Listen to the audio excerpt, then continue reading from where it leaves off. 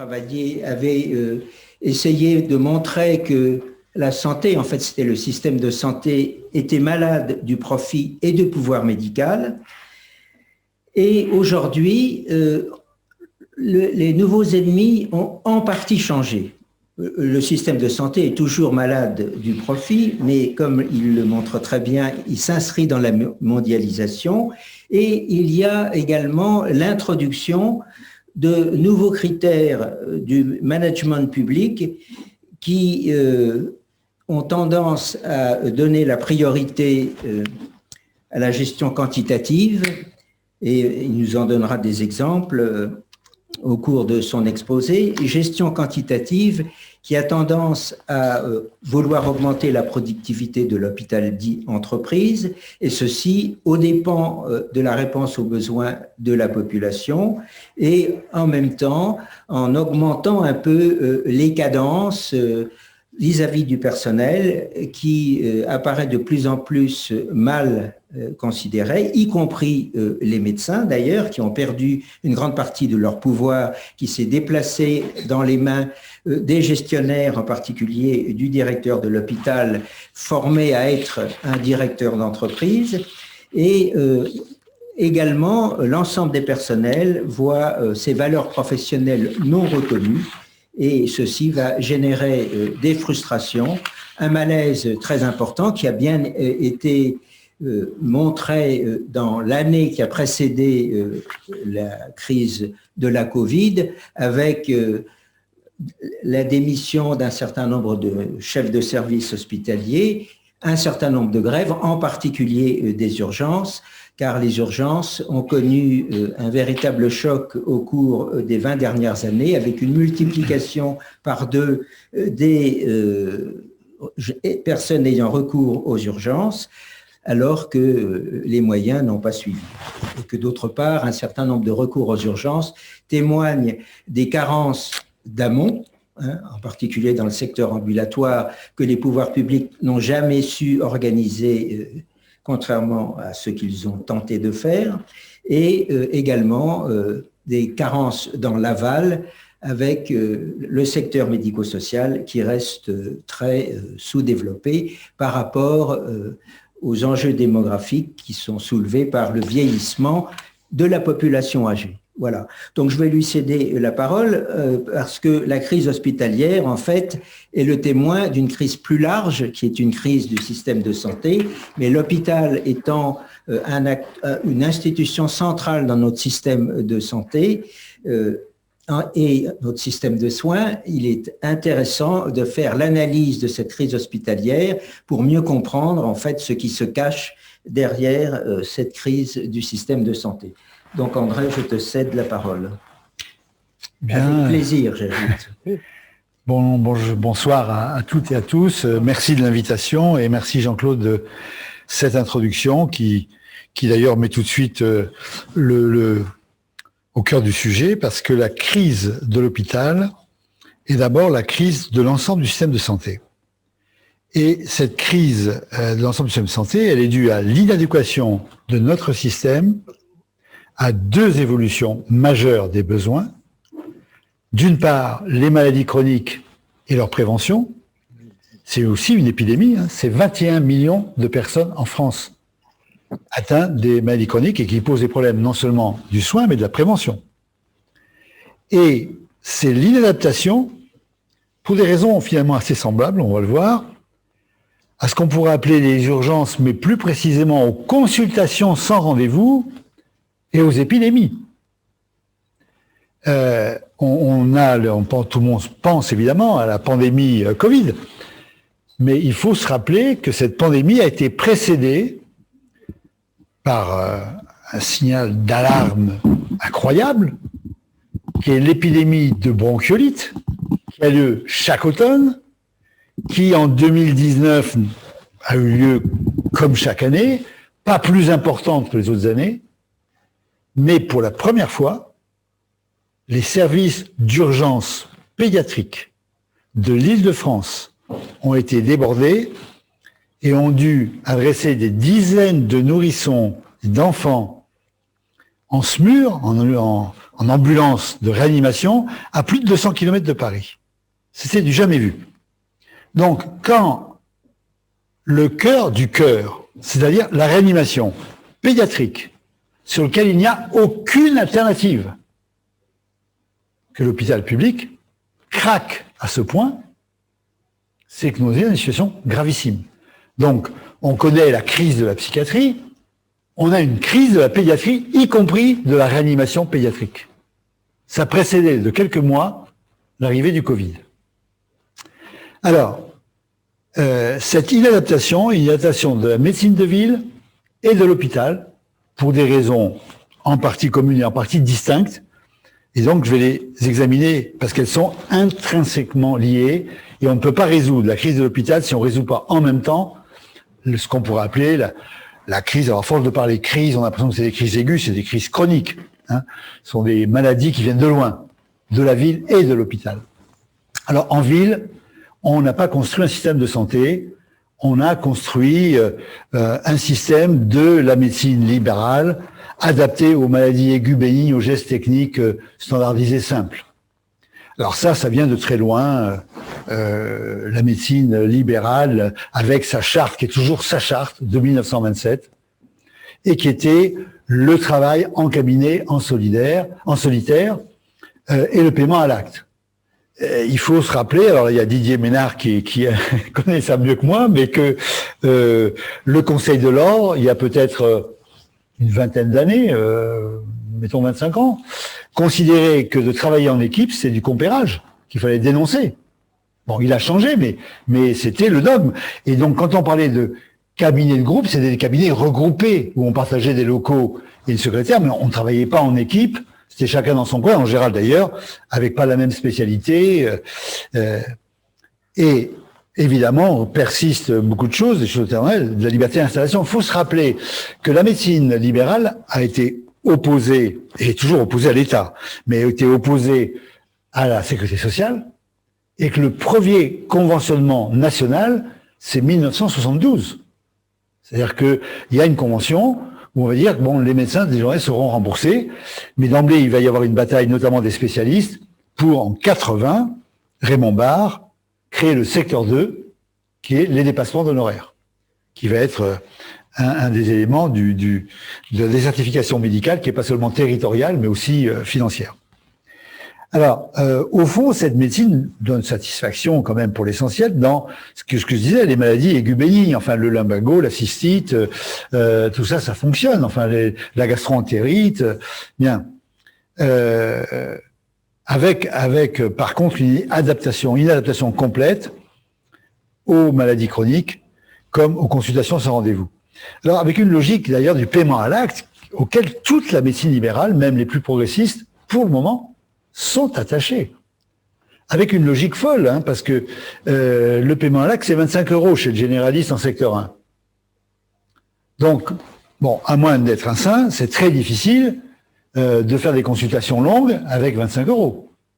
Donc, je me rappelle d'un jeune généraliste qui était interviewé et qui disait, d'abord, il faut bien comprendre une chose. Une question, c'est une consultation. 2 questions, c'est 2 consultations. Bon, donc il y a une logique. Alors, il faut voir ce qui se passe, je pense pour la vieille médecine libérale, c'est le malade vient, il va attendre 20 minutes en salle d'attente, ce qui n'est pas excessif.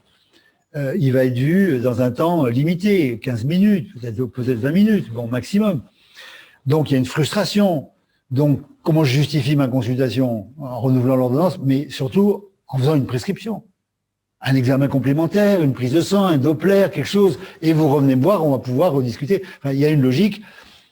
Si on veut pouvoir passer du temps avec les malades qui en ont besoin, à faire revenir les malades qui n'en ont pas besoin, et dans la leçon du Covid, on dit que, par exemple, dans les maladies chroniques, c'est dramatique parce que certains patients qui ont eu peur n'ont pas vu leur médecin. Mais beaucoup de ces malades des maladies chroniques n'avaient pas besoin de revoir leur médecin. Ils ont été chez le pharmacien renouveler l'ordonnance. Bon, moi, depuis longtemps, à l'hôpital public, je fais des ordonnances pour 6 mois, vous m'enverrez vos examens à l'intervalle, on se voit que s'il y a besoin. Hein. Bien.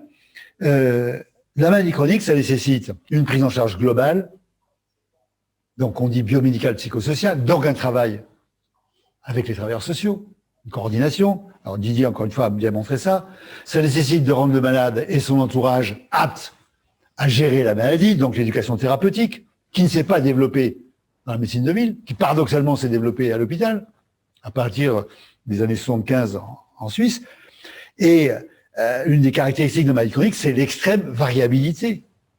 Il faut faire du sur-mesure, parce qu'il y a une dimension qui n'est pas seulement la maladie, qui est évolutive, toutes les maladies chroniques, mais une dimension psychologique et sociale, qui nécessite un travail en équipe, et le paiement à l'acte est complètement inadapté.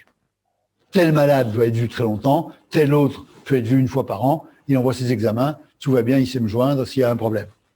Donc le paiement à l'acte est inadapté structurellement à la maladie chronique et à sa prévention. Alors, même problème pour les consultations sans rendez-vous. On ne peut pas faire, à mon avis, là, je parle sous contrôle de qui est là, des consultations sans rendez-vous si on est seul dans son cabinet. On se met une pagaille pas possible. Il faut au moins être 2 médecins, un qui verra la personne âgée, la femme enceinte, le 42 fièvre, etc. Puis l'autre qui verra en fonction de l'arrivée. Et puis c'est mieux encore s'il y a une infirmière qui peut régler un certain nombre de problèmes. On fait un travail d'équipe.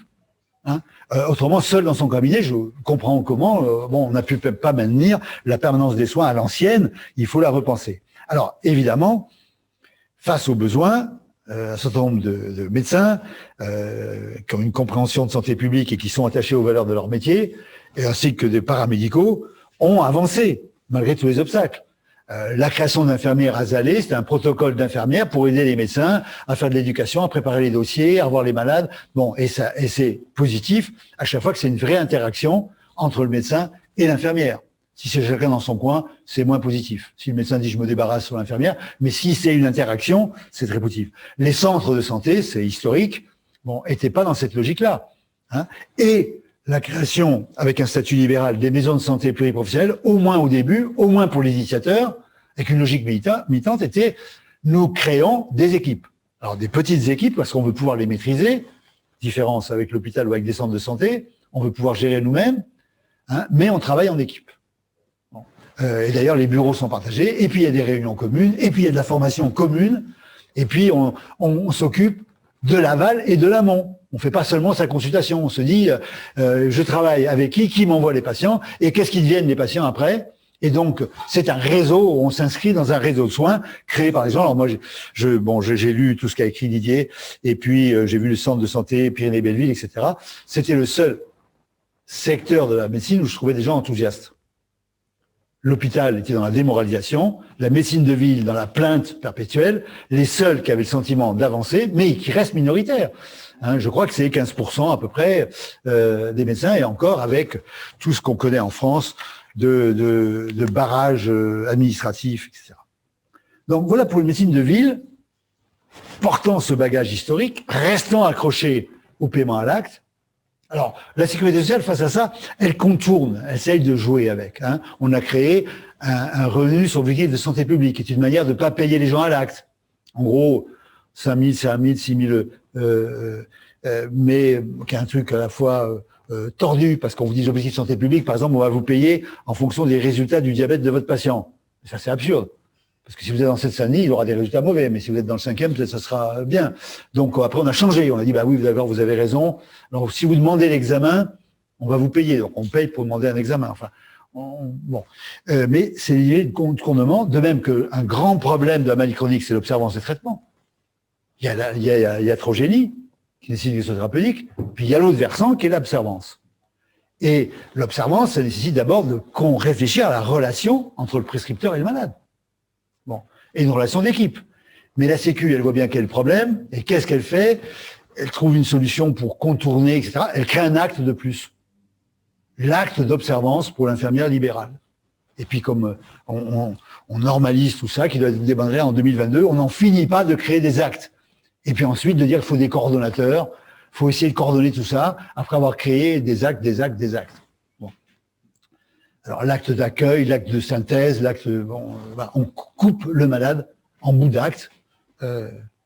Alors l'hôpital public, historiquement, on va pas reprendre toute l'histoire, mais enfin en gros c'était les pauvres et la science. Et la science, c'est d'abord été l'anatomie, c'est-à-dire l'autopsie. D'ailleurs, on est l'ultime rapport du médecin malade et l'autopsie. Bon, j'ai connu ça, c'est-à-dire que les grandes confrontations, et ça durait en neurologie. Quand j'étais externe, c'est encore ça. On passait 1 à 2 matinées en salle de nécropsie, on mettait les cerveaux dans le formol, et puis 1 fois par mois, on coupait les cerveaux et on regardait où était la lésion, si on s'est trompé ou pas. Alors chez Monsieur Garcin, à Salpêtrière, on se trompait peu. Et tout le monde était autour du patron, voilà. Je me rappelle, faisait la grande visite. C'est fini ça, la grande visite où les petits externes ne voyaient rien et le patron cherchait le signe de Babinski, c'est-à-dire l'extension lente et majestueuse du gros orteil. Et quand il le trouvait, en général, il le recherchait plusieurs fois parce que pour un neurologue, c'est un moment de jouissance particulier. Donc, on grattait le pied. Il y a une malade qui disait « Vous me faites mal, docteur ». Monsieur Garcin répondait « Mais madame, c'est la sémiologie ». Bon. Donc, alors, la grande réforme, c'est que arrive la biologie. Et la France est très en retard.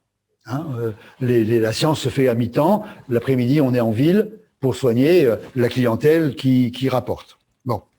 Alors, de cette période anatomoclinique, hein, c'est Charcot. Bon, la médecine française est encore une grande médecine qui décrit la neurologie à partir de l'hôpital hospice de la Salpêtrière. Bon. Arrive la biologie avec des disciplines qui vont être la néphrologie, l'immunologie, etc.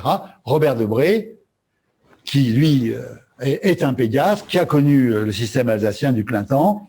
Les jeunes de l'époque, qui sont les Jean Dossé, qui deviendra prix Nobel, immunologistes, les Fauvert, hépatologues, les néphrologues, Le Grain, qu'on appelle les jeunes Turcs, qui sont des mendésistes politiquement, hein, et qui vont prendre un grand patron gaulliste, Robert Debré, et faire la réforme qui introduit la biologie à l'hôpital. Les biochimistes, les biophysiciens vont travailler avec nous, il faut faire ça à plein temps, et c'est la recherche, et on invente que les médecins sont désormais unifiés entre la recherche, l'enseignement et le soin. C'est la triple mission. Et Robert Debré doit faire une concession. C'est une guerre terrible chez les médecins, très violente, avec des menaces, y compris une menace de mort. Et il fait une concession, le privé à l'hôpital. On crée le secteur privé pour que les patrons, notamment les chirurgiens, puissent faire venir leur clientèle. On leur crée un secteur privé. Robert Debré est persuadé à l'époque que ça sera transitoire, mais ses petits-fils lui ont donné tort, parce que devenus urologues, ils ont développé le privé très considérablement. Alors, cette réforme va avoir un progrès non seulement pour les